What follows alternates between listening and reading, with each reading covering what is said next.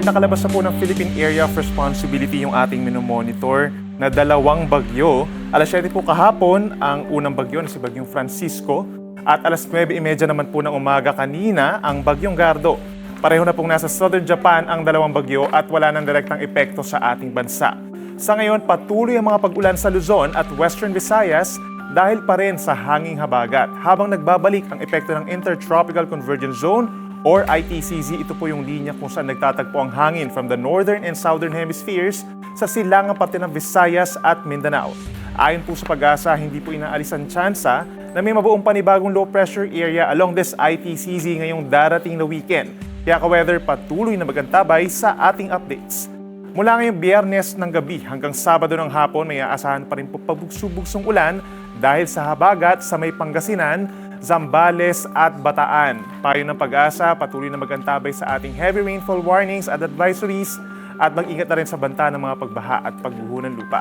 Sa weather forecast ng Pag-asa bukas, June 27, araw ng Sabado, sa Luzon mataas pa rin ang tsansa ng ulan dito po sa may Zambales, Bataan, Pangasinan, Cavite at sa may Occidental Mindoro mula umaga hanggang tanghali dahil sa habagat. Simula naman alas 2 ng hapon hanggang gabi, marami pang lugar sa Luzon na magkakaroon ng saglit na ulan at thunderstorms. Pinakamalalakas po sa may Northern Luzon, kabilang ng Ilocos Region, Cordillera Region, Cagayan Valley at mga probinsya ng Zambales, Tarlac at Nueva Ecija. Para naman sa mga weather or para sa mga magse-celebrate po ng Pride celebrations this weekend, payo ng Pag-asa, ugaliin pa rin po ang pagbaon ng payong at kapote. Pagsapit ng linggo, June 28, posible muli ang light rains sa umaga at tanghali dito pa rin po sa kanlurang parte ng Luzon, kabilang pa rin ng Ilocos Region, Zambales, Bataan at Occidental Mindoro. Habang kinahapunan, posible pa ang light to moderate rains sa halos buong Luzon, kabilang ang Metro Manila. Dahil lamang ito sa habagat at hindi naman po tuloy-tuloy, pero mainam pa rin na magbaon ng payong. Sa Visayas at Mindanao, umaga pa lamang ng Sabado, may tsansa na ng light to moderate rains dahil sa ITCZ sa may Eastern Visayas, Central Visayas, Negros Island Region at Caraga Region.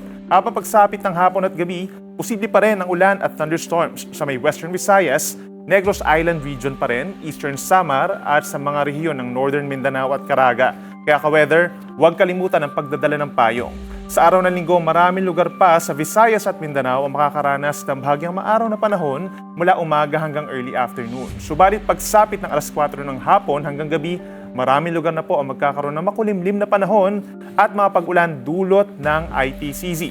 Lalo na po sa Eastern Visayas, Cebu, Negros Oriental at mainland Mindanao. Kaya sa mga bahain na lugar or mabundok na lugar sa Mindanao, ang payo pa rin na Pag-asa, mag-ingat pa rin po sa banta ng mga flash floods sa mga mabababang lugar at yung malapit po sa ilog at landslides naman sa mga bulubundukin na lugar.